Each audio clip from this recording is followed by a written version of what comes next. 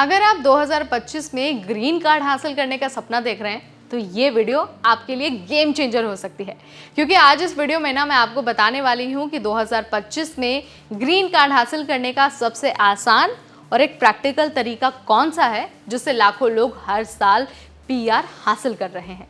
अगर आपको जानना है ना तो चलिए फटाफट वीडियो को शुरू करते हैं। नमस्कार, मेरा नाम है नेहा उपाध्याय और आप देखना शुरू कर चुके हैं एनबीटी टेक एड।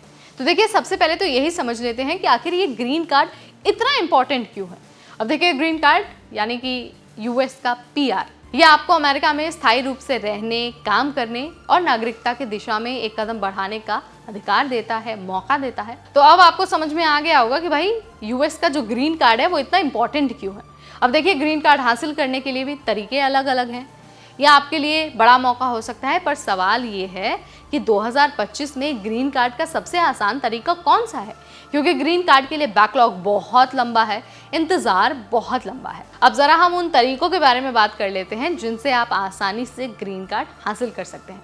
तो इस लिस्ट में ना सबसे पहला नाम आता है फैमिली स्पॉन्सरशिप का। अगर आपके पास अमेरिकी नागरिक या फिर जो परमानेंट रेजिडेंट है उसके तौर पर कोई परिवार का सदस्य है तो आपको फैमिली स्पॉन्सरशिप मिल सकता है।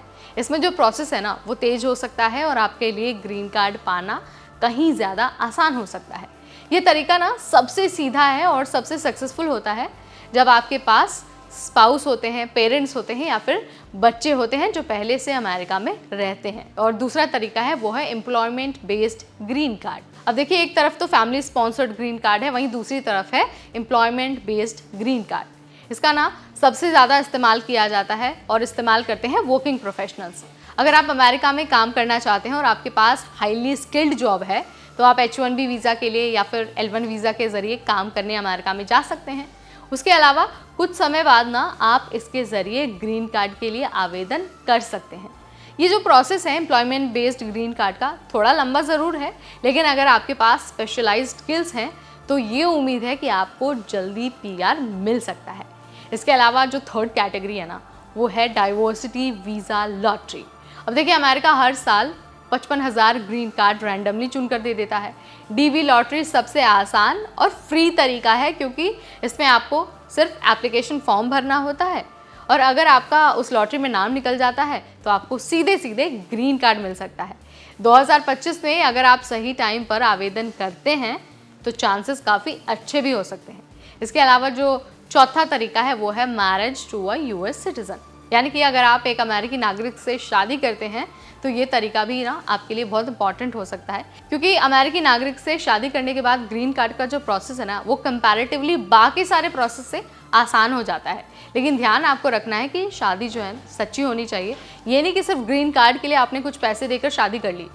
अब मैरिज बेस्ड ग्रीन कार्ड में भी स्क्रूटनी टाइट हो गई है। USCIS जो है वो काफ़ी टफ सवाल पूछ रही है। दोनों लोगों से सवाल पूछा जा रहा है और अगर ऑफिसर्स को ये डाउट होता है कि आप दोनों अलग अलग आंसर्स दे रहे हैं या फिर ये डाउट होता है कि आपने सिर्फ ग्रीन कार्ड के लिए शादी की है तो आपका एप्लीकेशन तो रिजेक्ट होगा ही, साथ ही आप पर जुर्माना भी लग सकता है। तो ध्यान रखना है। हालांकि प्रोसेस आसान है लेकिन बहुत सारी जो फ्रॉड है वो भी इस प्रोसेस में होते हैं, तो इस बात का आपको बहुत ध्यान रखना है। फ्रॉड में नहीं फंसना है।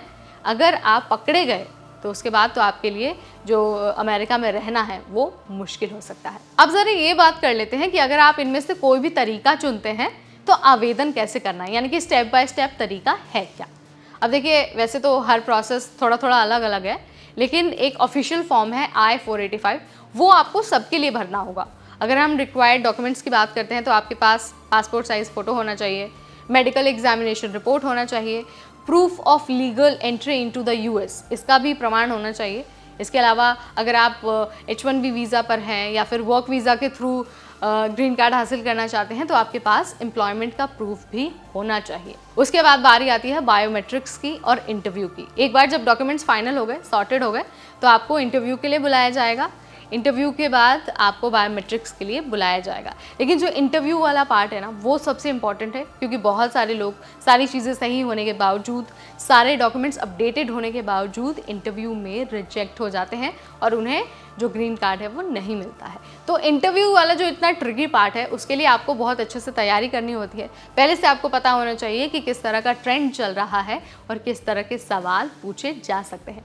वैसे ना हमें भी कमेंट सेक्शन में किसी ने बोला था कि यार ग्रीन कार्ड इंटरव्यू का जो क्वेश्चंस है उसके बारे में बताओ, तो हमने एक वीडियो बनाया है सेपरेट जहाँ पर हम आपको बता रहे हैं कि ग्रीन कार्ड के लिए अगर आप इंटरव्यू दे रहे हैं तो आपसे किस तरह के सवाल पूछे जा सकते हैं। आप हमारे चैनल पर जाकर वो वीडियो चेक कर सकते हैं या फिर आपको हमारे कमेंट सेक्शन में मिल जाएगा। इसके अलावा जब आपका डॉक्यूमेंटेशन हो जाता है, सारी चीज़ें सॉर्टेड हो जाती हैं और ये हो जाता है, आपका इंटरव्यू भी क्लियर हो जाता है, बायोमेट्रिक्स भी हो जाता है, उसके बाद आपको वेट करना है अपने अप्रूवल का। अप्रूवल का इंतज़ार जब आप करेंगे तो उस बीच आपको कुछ नहीं करना होता है। बस जब सारी चीज़ें सॉर्टेड होती हैं, ऑफिसर्स को लगता है कि आप ग्रीन कार्ड डिज़र्व करते हैं, आप एलिजिबिलिटी के जो क्राइटेरिया है उसको फुलफ़िल करते हैं, तो आपके पास आपका यूएस का जो पीआर है, जो ग्रीन कार्ड है, वो आ जाता है।